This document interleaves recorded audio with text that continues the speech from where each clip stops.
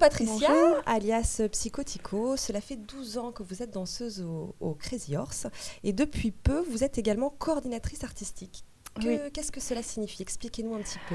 Alors en fait, les choses se sont un peu faites comme ça. Donc j'ai commencé effectivement sur scène il y a 12 ans. C'était assez passionnant parce qu'il y avait beaucoup de choses qui se passent au Crazy. Il y a toujours des shootings, des artistes invités. Il y a une troupe à Las Vegas. Il y a beaucoup d'événements qui font que le temps passe très très vite. Et puis au fur et à mesure, et ces derniers temps, j'ai eu la chance de travailler, de collaborer en tant que chorégraphe, parfois en tant qu'assistante metteur en scène, avec des artistes invités tels que par exemple Christian Louboutin dernièrement. Oui. Donc j'ai eu la chance de travailler avec lui, c'était tellement enrichissant dans l'échange artistique.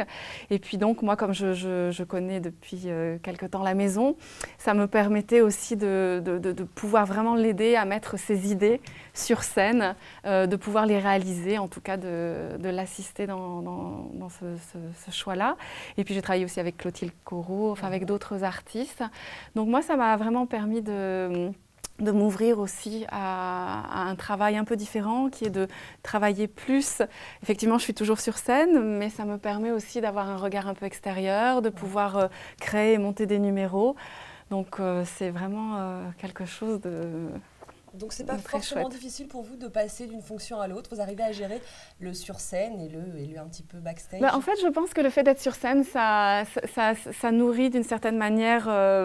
Quand je dis ça, c'est sans prétention, ma créativité. Au sens, en étant sur scène, en travaillant, en cherchant, j'arrive à parfois trouver certains timings, à me dire que ça, peut-être que ça va bien aller sur un numéro. Et puis, ça me permet aussi, quand je travaille avec, par exemple, des artistes, où parfois je fais le coaching aussi pour que, par exemple, Clotilde Corot, on a travaillé longtemps ensemble sur la démarche, etc. Donc, c'est important pour elles, quand elles viennent, d'avoir un peu comme un petit point de repère pour que je puisse leur montrer. Et en ce qui me concerne, non, je fais vraiment la part des choses. C'est que j'adore être sur scène parce que c'est des moments de liberté, c'est des moments d'expression. On partage avec le public quelque chose de particulier. Non, vous ne pouvez pas vous en passer. Quelque part, je peux. C'est exactement ça. C'est vraiment une passion. J'adore ça. Ça me manque parce qu'il y a des périodes, quand on est en période de création, il m'arrive d'avoir forcément des répétitions avec les danseuses, avec la régie. Il y a un gros travail sur les lumières au Crazy Horse, etc. Donc c'est des journées très très très pleines, mais en fait le soir c'est ma liberté, mon bol d'air sur scène. Il n'y a aucun esprit de compétition quand vous êtes comme ça entre femmes, peut-être sur scène? Non, c'est vraiment l'amour de la danse qui vous rassemble. Très sincèrement, quand justement, j'essaye vraiment comment dire, de donner. Je suis là pour que les choses arrivent. Et donc, j'ai un regard complètement... non, j'ai envie... Une artiste qui se sent bien va donner énormément sur scène. Évidemment, et si elle donne énormément dans des numéros qui ont été créés par des directeurs artistiques ou que j'ai juste chorégraphié ou peu importe, c'est comme quand je travaille avec des danseuses, donc c'est aussi des femmes plus jeunes, moins jeunes, quel que soit leur parcours. En fait, il faut vraiment se mettre en fait, c'est comme d'être un pygmalion d'une certaine manière. Donc ça veut dire puiser dans son passé de danseuse ou son présent aussi de danseuse pour le transmettre au mieux, au plus juste, pour que cette personne arrive à s'exprimer pleinement et dans le lâcher-prise, en fait. Oui. Ouais, donc, c'est hyper intéressant. Et moi, je sais que c'est aussi... Mais il y a les moments sur scène qui sont des très beaux moments. Mais tout d'un coup, quand on a travaillé sur quelque chose et que ça arrive, pour moi, c'est d'un immense bonheur. Quand je vois que sur scène, il se passe le moment qu'on attend et la chose qui est juste dans l'émotion, qui a une forme de perfection, là, ça me remplit de bonheur. C'est une grande satisfaction. Ah oui, c'est quelque chose d'énorme. D'accord. On sait que le Crazy Horse est à l'international, que vous vous y êtes produit également. Selon vous, lequel des deux publics est le plus réceptif? Pensez-vous que le public français est plus réceptif à la nudité que peut présenter le Crazy Horse? Pensez-vous que le public étranger est plus réceptif? Expliquez-nous un petit peu les différences qu'il peut y avoir. En fait, je pense qu'à l'international, le Crazy Horse suscite beaucoup de curiosité. Parce que c'est un style tellement particulier, même pour la France, je veux dire, c'est un show cabaret qui est sur l'art du nu, qui est très chic, très élégant, très parisien, très fashion en fait, parce que depuis toujours, le cabaret s'est inscrit dans l'air du temps, c'est-à-dire que ça a toujours été une maison de création. et encore plus ces dernières années, puisqu'ils ont fait vraiment appel à des designers, à des personnes du monde du spectacle, de la mode. Donc ça attire une grande curiosité.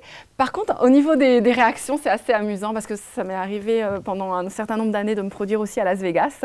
Et les réactions du public sont très différentes sur certains numéros ou pas. Et c'est là qu'on s'aperçoit que la culture quand même influence les réactions d'un public. Pareil, il y a des publics qui sont très très réceptifs, mais qui vont être beaucoup plus pudiques, même dans les applaudissements, même dans leurs manifestations. Donc c'est toujours très différent et c'est très enrichissant. Il y a aussi la tournée en ce moment.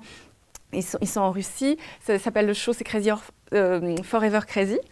Et là aussi, c'est très très intéressant, nous en tant qu'artistes ou interprètes, de doser certaines choses suivant le public et le pays dans lequel on est accueilli. Vous adaptez. Voilà, il y a une petite forme d'adaptation, tout en gardant les codes crazy et le côté, bien sûr. On sait que vos noms de scène ont tous une histoire. Racontez-nous celui de Psychotico, si c'est pas trop indiscret. C'est pas trop indiscret, je vais surtout essayer de faire court. En fait, comment ça se passe généralement pour une danseuse? Elle est en répétition, la direction artistique ou les show managers qui vont former les danseuses, etc., observent un petit peu le caractère de cette danseuse. Évidemment. Parce que c'est vrai que le fait d'avoir un nom de scène aussi nous donne énormément de liberté, ça nous permet d'être un peu une autre, de même que quand on se maquille, il y a une préparation. Ça fait partie de la transformation, donc d'avoir un nom de scène. Et donc, moi, j'étais en répétition, etc. Et on m'a donné un premier nom de scène qui était Holy Folly, Sainte Folle. Mais Folly, en fait, c'est mon vrai nom de famille. D'accord. Ça m'a amusée, mais je me suis dit, oui, quitte à avoir vraiment un nom, j'avais pas envie que ce soit vraiment le même. Et en fait, la petite histoire, c'est que quand on nous propose un nom, on peut le refuser, mais on peut refuser qu'une fois. Ah.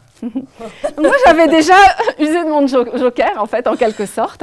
Et là, on m'a proposé Psychotico. Et en fait, ça m'a fait vraiment rire parce que c'est du second degré. Il faut que ce soit fun. Et je crois que ça m'a permis beaucoup de liberté aussi, ce nom. Évidemment. Et que voilà, on est multiples, on a plusieurs facettes. Alors il y a un côté peut-être plus rationnel, plus sur une réserve, plus sur une observation. Et puis il y a aussi ce côté complètement fou. Et je pense qu'il faut l'être un petit peu. D'ailleurs, ça s'appelle le Crazy Horse, Crazy. On est d'accord. Et les danseuses aussi ont une personnalité multiple. Donc voilà l'histoire du nom en fait. D'accord. Ça a été un deuxième choix que je n'ai pas pu refuser en fait.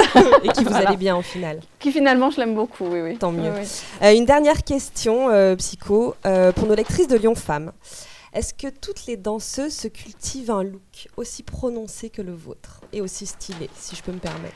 En fait, ce qui se passe, ça fait partie des codes du Crazy Horse. En fait, pourquoi une danseuse du Crazy Horse n'est pas une danseuse d'un autre cabaret c'est que vraiment, il y a des codes très précis. Alors, effectivement, il y a l'attitude, il y a le maintien qui est très, très important. Il y a effectivement, comme vous le dites, le look, c'est-à-dire que souvent, c'est des coupes de cheveux assez stylisées, assez scéniques, mais ça peut être long suivant la nature. Ouais. Souvent, les couleurs sont tranchées parce qu'il y a un jeu de lumière qui fait que c'est intéressant. Et puis, il y a aussi... C'est des choses qu'on vous demande ?